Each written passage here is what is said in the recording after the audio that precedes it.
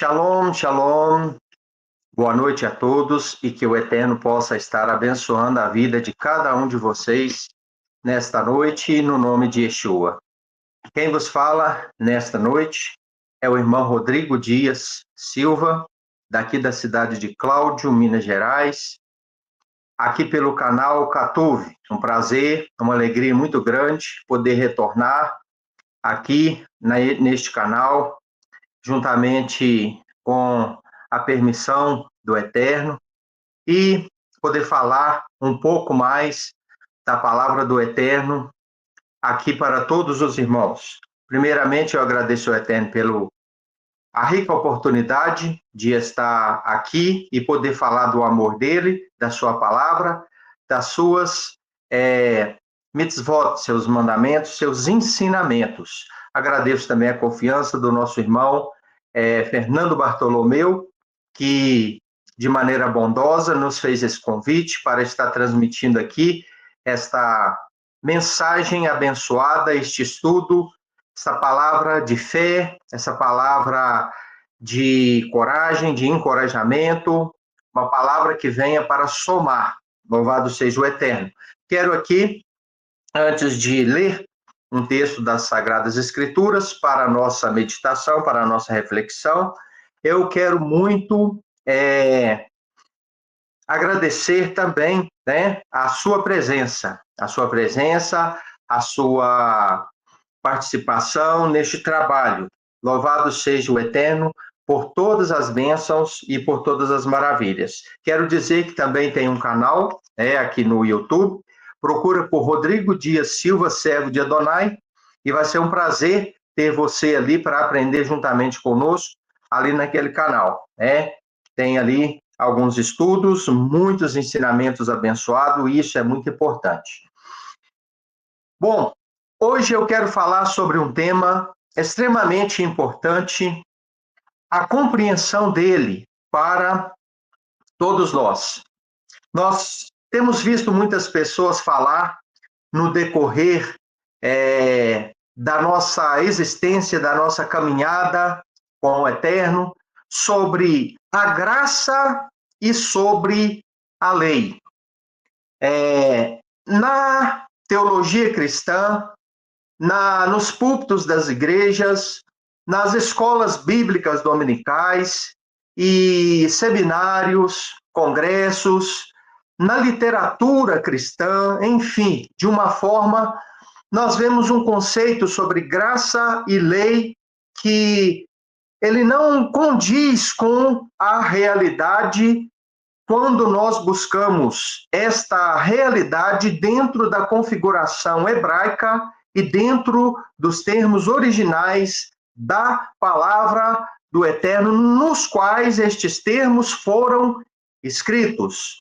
Então, eu gostaria de embasar a mensagem que vou estar aqui apresentando, este estudo, este shiur, ensino, na carta que Paulo ele escreveu para os Efésios, no capítulo 2 e o versículo de número 8. Shaul, escrevendo aos Efésios, diz assim: de fato, é pela graça que vocês foram salvos, por meio da fé. E isso não provém de vocês, mas é dom de Deus. Não vem das obras, para que ninguém se glorie. Este aqui é um dos versículos mais usados pelos nossos irmãos cristãos, pela teologia cristã, para tentar dizer que a graça ela é oposta à lei. Que a graça ela é, vamos dizer assim, conflitante com aquilo que as pessoas chamam de a lei. E nós sabemos que não o é.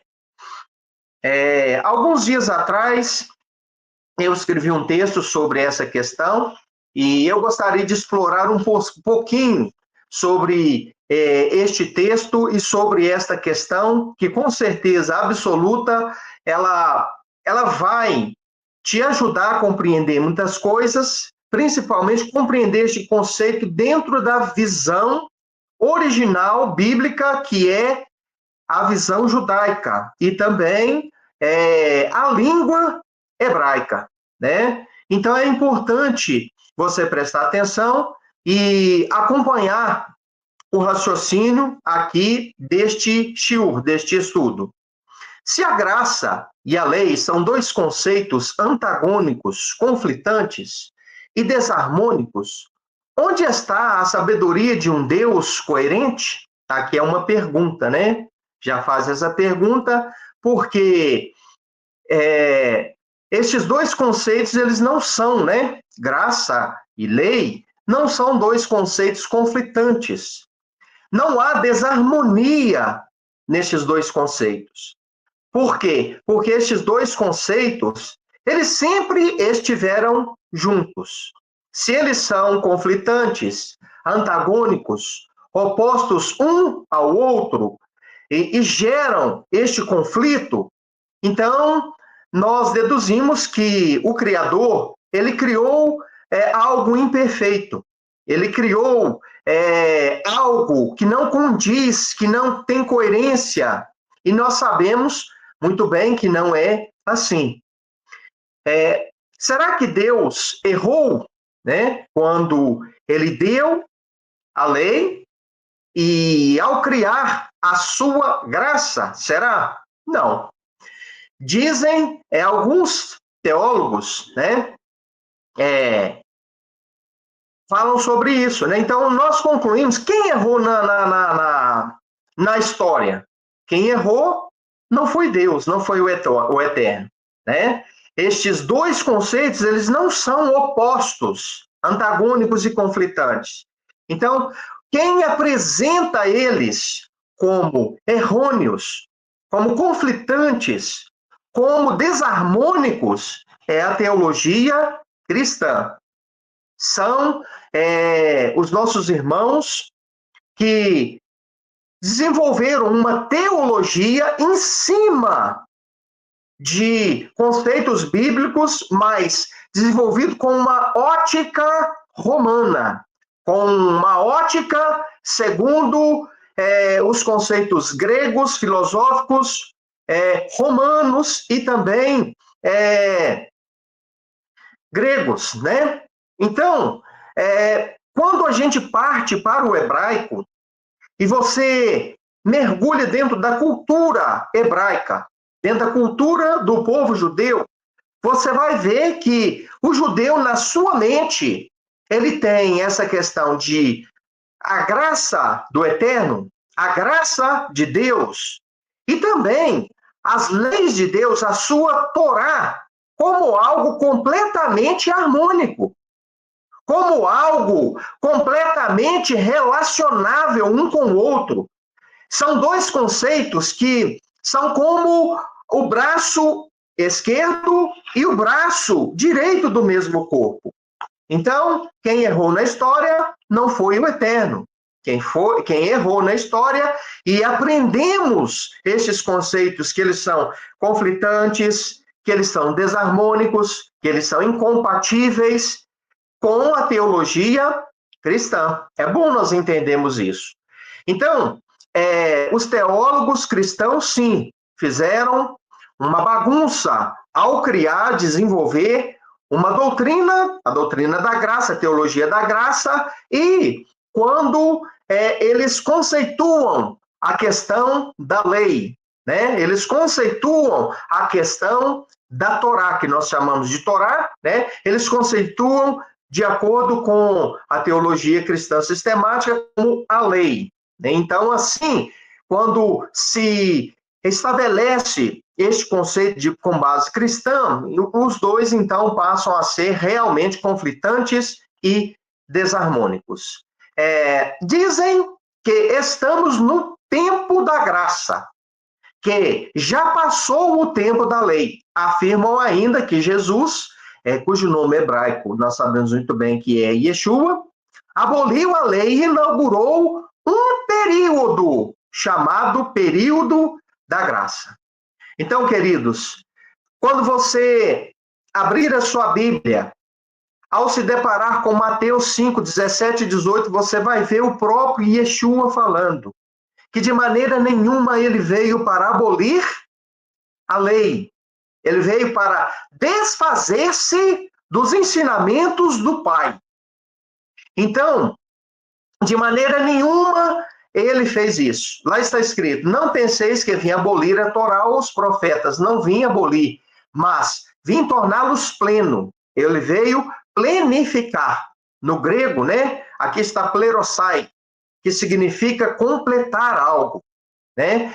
Complementar, ou se tornar pleno, algo que estava destinado a se elevar com a vinda de Yeshua, né? Ela ganha o seu patamar maior, porque ele complementa, ele completa com o seu ministério, com a sua obra, todos os ensinos da Torá. Ou seja, ele é o complemento dos ensinamentos da Torá, que já existia no passado. Então, ele mesmo diz que veio para tornar pleno. Amém? Porque vos digo que até quando os céus e a terra passarem, antes que tudo isso passe, de maneira nenhuma passará da Torá um iude ou um traço, até que tudo seja cumprido. Ele, então, meus queridos, Yeshua, ele não inaugurou nenhum período chamado período da graça, porque a graça já existia lá no passado. Né?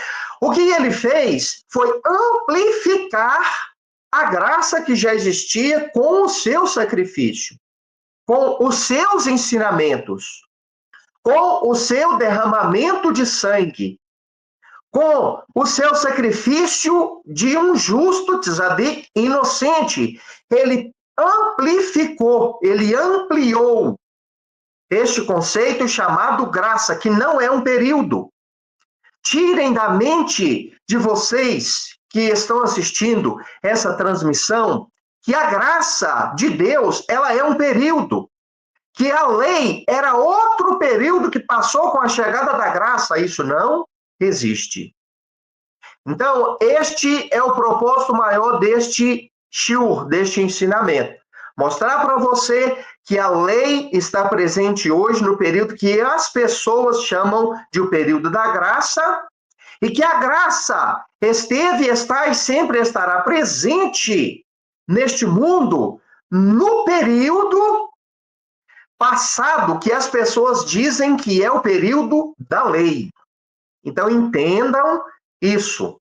Este shiur, o resumo que eu vou fazer aqui hoje, ele tem como como objetivo, mostrar para você que graça e lei são dois conceitos que estão em plena harmonia desde a fundação dos séculos e que vai estar presente até a consumação dos séculos. Então, este negócio de que essa classificação teológica de que o período da lei passou por devido ter chegado um período chamado período da graça, iniciado com Jesus, com Yeshua, este conceito não é certo, ele está errado, ele não existe. Ele simplesmente não existe. Lei não era um período. Graça também não é outro período. O dispensacionalismo, criado pela teologia pentecostal sistematizada, criou, desenvolveu, ensinou estes conceitos assim conforme as pessoas entendem. Mas graça e lei sempre existiram e sempre haverão de existir. Então é bom você entender sobre isso. Ele não inaugurou tal período chamado erroneamente, né, de o período da graça, porque não é um período, já que existia desde a fundação do mundo, e está amplamente difundida dentro do Tanar, chamado erroneamente de Antigo Testamento. Então as pessoas acham que a graça é coisa do Novo Testamento. E que a lei, né, ela é algo do Antigo Testamento. E, na verdade, este é um outro conceito criado, desenvolvido pela teologia cristã, que também não existe. A questão de classificação entre Antigo e Novo Testamento. Não existe isso também. Nós sabemos que o judeu, ele chama aquilo que as pessoas chamam de Antigo Testamento de Taná, né, que não tem nada a ver com o Antigo Testamento. Né?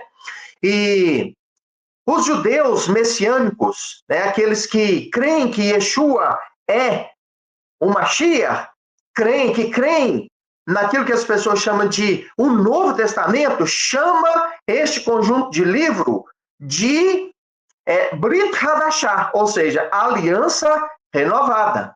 Então, o judeu, ele não considera essas classificações, essas classificações não existem para o judeu e para a Bíblia em hebraico. A Bíblia hebraica, ela não existe essa classificação de Antigo Testamento e Novo Testamento.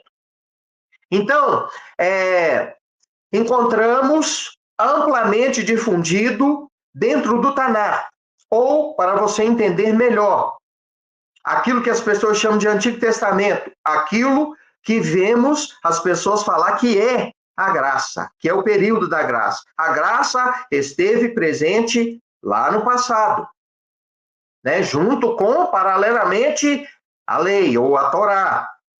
E hoje, né, também, nós não podemos desvincular estes ensinamentos e dizer, o tempo da lei terminou porque chegou o período da graça iniciado por Jesus. O período da lei, a lei ainda está e sempre estará em vigor. Prova disso é o versículo que foi citado aqui nesta noite, Mateus 5, 17 a 18.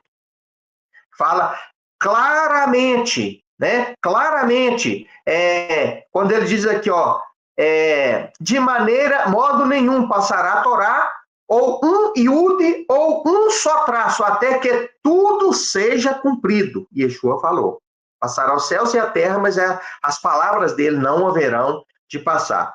Vejamos o que significa a palavra graça. Dentro do seu contexto original, o hebraico, a palavra graça em hebraico significa hesed. É muito importante você entender isso. Hesed, que resumidamente quer dizer bondade, benevolência e compaixão do Criador para com a sua criatura. Então, graça não é um período. Graça é um conceito que vem de hesed, que quer dizer benevolência, bondade e compaixão do Criador. Então, entendido o que significa, de onde vem a palavra graça, né, que significa bondade, benevolência e compaixão, fica claro que graça não é um período. Graça é um dom, graça é um sentimento, graça é uma conduta, graça é um procedimento. Graça é um sentimento de benevolência, de compaixão, um sentimento de bondade imerecida, né, mas oferecida por essa hesed da parte do Criador para com a sua criatura. Então é muito importante entender isso. A aplicação dessa hesed, ou dessa graça, aparece por toda a escritura hebraica antiga. Um claro exemplo é após o primeiro casal, Adão e Eva, Adam e Havá, transgredirem as ordens do Eterno. E ele lhes mostrou qual seria as consequências depois da sua transgressão. Né? Ele mostrou qual seria a sua consequência. Né? Depois de transgredir as ordens do Eterno, ele lhes mostrou qual seria as consequências. E depois, né, Gênesis 3:21 diz, fez Yahweh Deus túnicas de pele, e com elas vestiu Adão e Eva, a sua mulher. O mesmo ele fez com Caim. Então, olha bem, ele falou para Adão quais seriam as consequências. Eles morreriam, ela teria que dar à luz agora com dores, as dores seriam multiplicadas, o trabalho se intensificaria para Adão, as coisas seriam mais difíceis para eles e, além de tudo, agora eles estariam distantes do Eterno, pois o Eterno não se manifestaria mais a eles da mesma forma, e eles estavam destinados a morrer, fisicamente falando, porque o salário do pecado é a morte. Então, ele falou quais seriam as consequências, mas mesmo diante da justiça punitiva do Eterno para com a transgressão de Adão e Eva, nós podemos ver a sua bondade, a sua graça, a sua misericórdia, a sua benevolência para com o casal que agora perceberam que estavam nus e o Eterno lhes proporciona ali uma veste feita, né, com a pele de um cordeiro que foi imolado, né, para esta finalidade. E este cordeiro já tipificava uma Mashiach que viria para cobrir a nossa vergonha diante dos olhos do Eterno. Veio ele. Então, este conceito nós podemos ver nestas condições. Aconteceu a mesma coisa com Caim. Caim, após matar Abel, o Eterno se dirige a ele e fala quais seriam as consequências, mas o Eterno também mostra para ele misericórdia. Gênesis 4, 14, 15 diz: Eis que hoje me expulsa de sobre a face da terra, mas da tua presença não me podereis ocultar, e sereis errante e fugitivo na terra, e acontecerá que todo aquele que me encontrar, matar-me-á. Esse era o medo de Caim. Mas o Eterno vira para ele e diz: por isso quem matar Caim será vingado 7 vezes. E o Eterno pôs em Caim um sinal para que quem quer que o encontrasse não o ferisse. Então, este sinal sobre Caim, para que quem o encontrasse não o ferisse, é graça pura. É hesed, é bondade, é benevolência, é misericórdia. E aonde isso estava operando? No período chamado período da lei, lá atrás. No período chamado Antigo Testamento. Então, queridos, graça não é um período. E graça esteve presente desde o pecado de Adão e Eva. É importante você enxergar e entender isso. É muito importante. Então, prosseguindo, preservou o patriarca Jacó, seus 12 filhos da fome e da extinção, levando Yosef, seu filho mais novo, para o Egito, onde a benevolência do Eterno fizeram de Yosef, José do Egito, né, governador maior do Egito, abaixo apenas do faraó. Gênesis 45, 5 a 8 mostra isso. Então, por um mover miraculoso do Eterno, né, por um mover extraordinário do Eterno, o povo de Israel, de Jacó, os descendentes, os irmãos de José, não foram destruídos, não morreram. Israel teve o seu florescimento dentro de Mitzraim, dentro do Egito, por intermédio desta obra de misericórdia, de graça, de hesed, da parte do Eterno, para com o povo da tenda de Jacó, sendo eles preservados por uma transformação, um mover, um agir de Deus, que levou Yosef lá para o Egito, para que posteriormente, como governador, ele pudesse salvar o seu povo, os seus descendentes, de onde viria o Messias, da fome e, consequentemente, da morte, da extinção naquele período. Então, o que levou ele para o Egito? O que levou ele para aquela prisão a fim de que tudo se desenrolasse e um dia ele se tornasse um governador. O mover do Eterno, baseado na sua graça, que estava presente lá naquele período chamado período da lei. É interessante e importante demais nós entendemos isso. O mesmo podemos ver no caso de Daniel, né, que era um israelita aprisionado junto com seus amigos em Babilônia. A ilustre história de Esther, como o Eterno usou Esther para livrar os judeus da morte na sua época, né? A lei assim chamada pela teologia cristã, não foi um período que estava destinado a desmoronar e ser substituído por Yeshua com a graça, conforme já vimos em Mateus 5, 17 ao 18. Só podemos entender o propósito da lei se entendemos o termo original, a partir da língua hebraica, que é Torá, que significa literalmente instrução, ensino. É o guia prático de Deus para o seu povo. É uma cerca que protege os filhos de perigos externos. Então, irmãos, entendemos aqui o significado de graça. Sua aplicação naquele período passado que as pessoas e a teologia classificam como a lei. Tem muito mais coisas. Isso aqui é apenas um resumo que a gente poderia falar para mostrar e te levar a identificar que a graça do Eterno estava presente lá no passado, está presente agora, nos dias atuais, e estará lá no futuro também. Agora, vamos tentar entender o que significa este termo, este conceito dado pela teologia como lei. Né?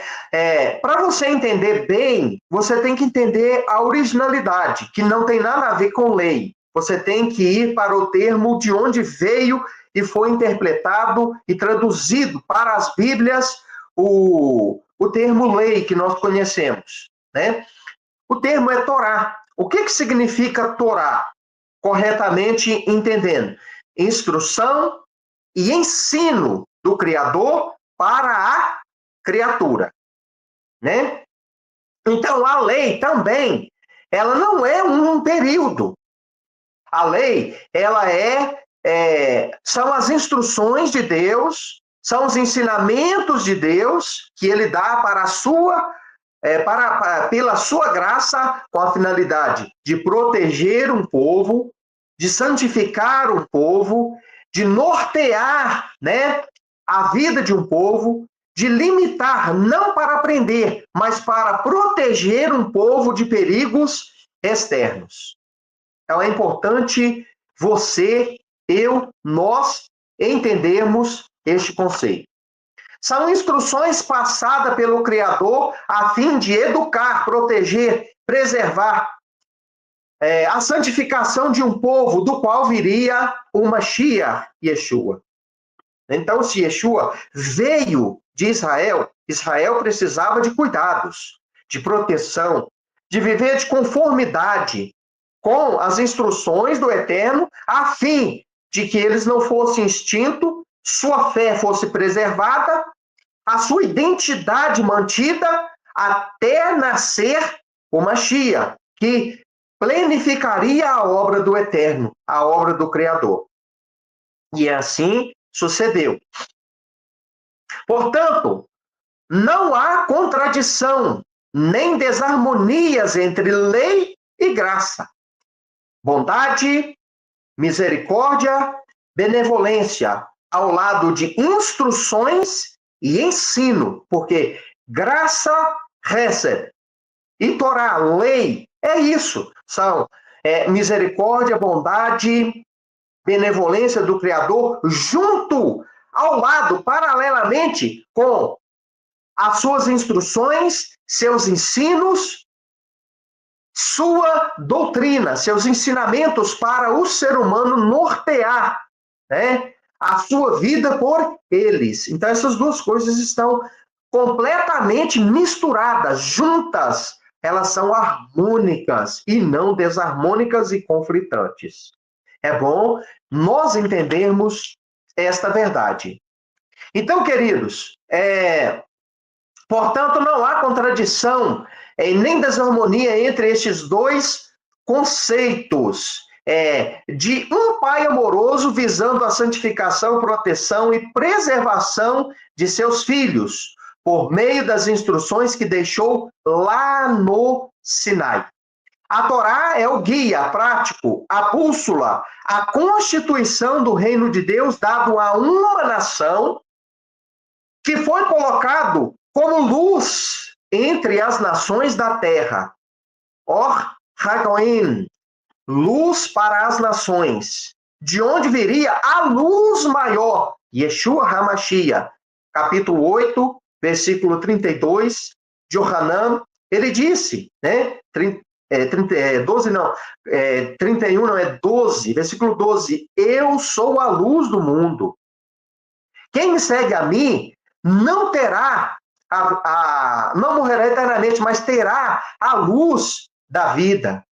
Então, Israel foi a nação modelo, a nação luz para as demais nações da terra, de onde veio Yeshua, a luz maior do eterno, para as nações do mundo inteiro, inclusive para Israel também, né?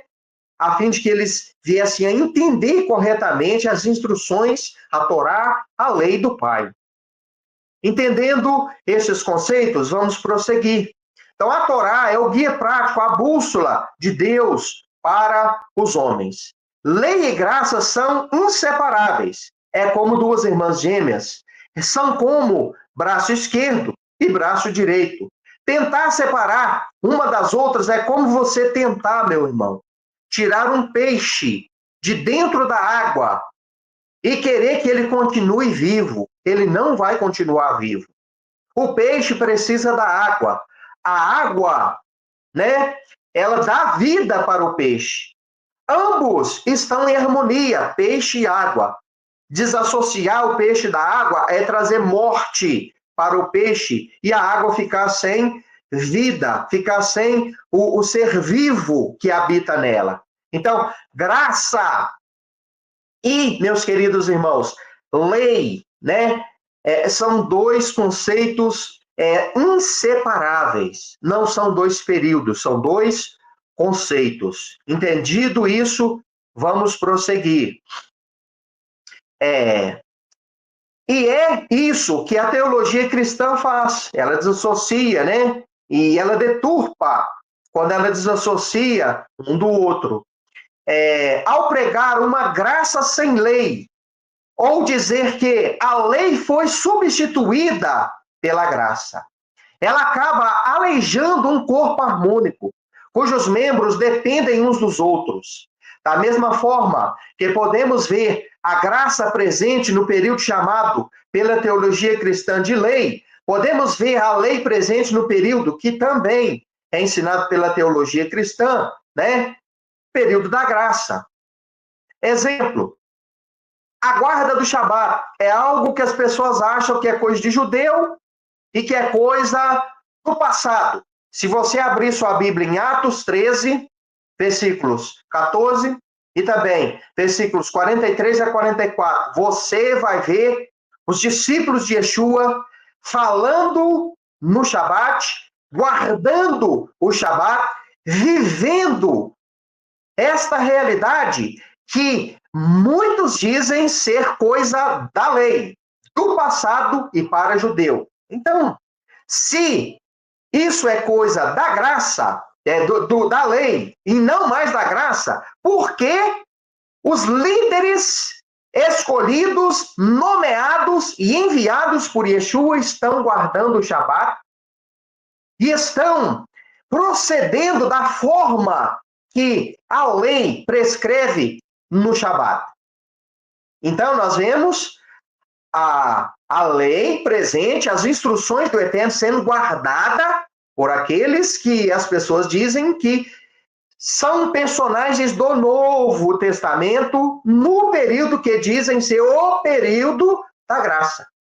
Prosseguindo, A Brit Milá, ou seja, a circuncisão, não é coisa do judeu?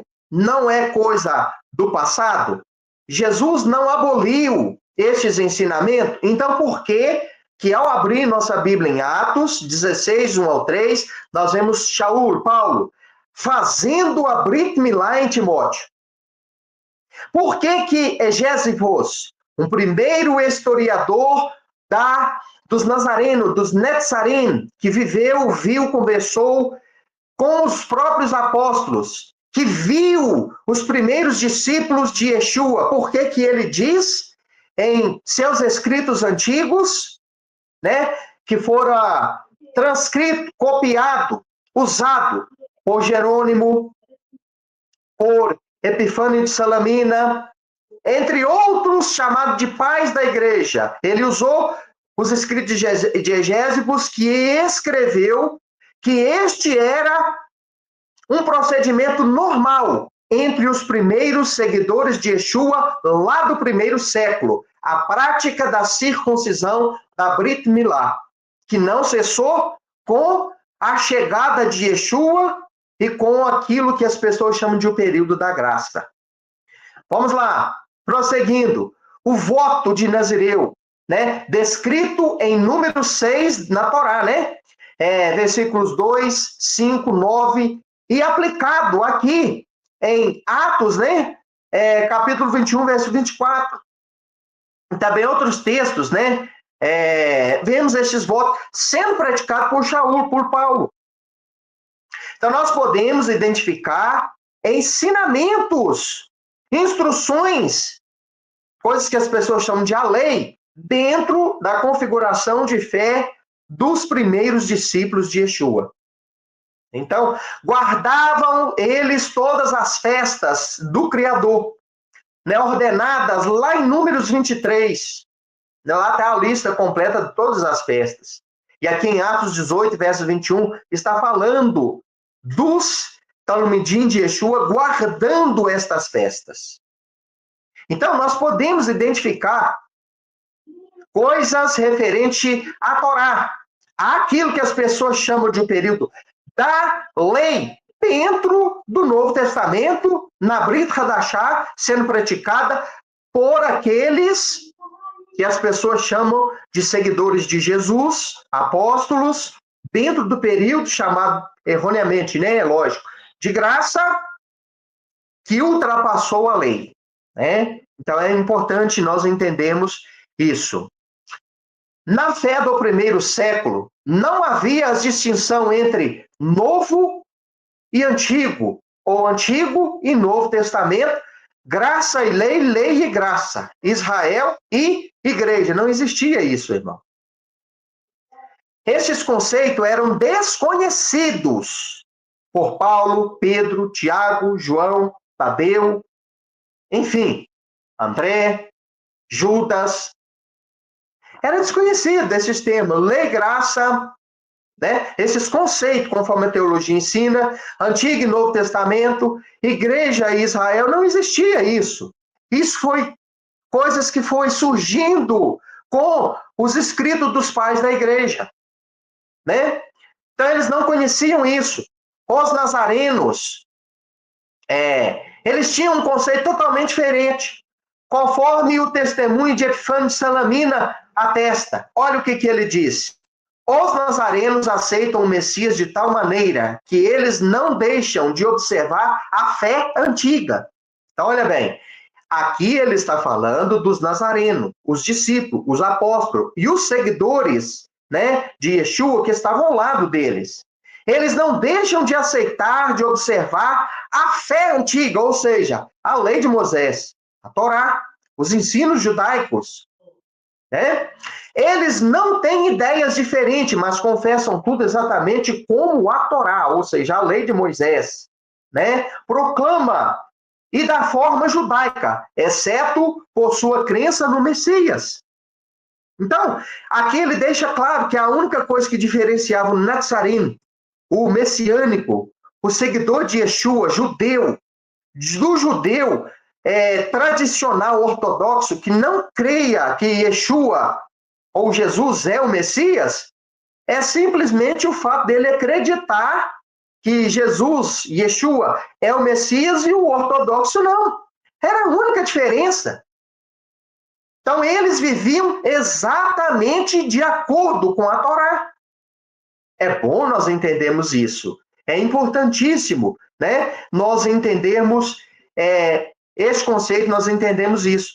Eles discordavam dos outros, ou seja, dos judeus ortodoxos, porque chegaram à fé no Messias.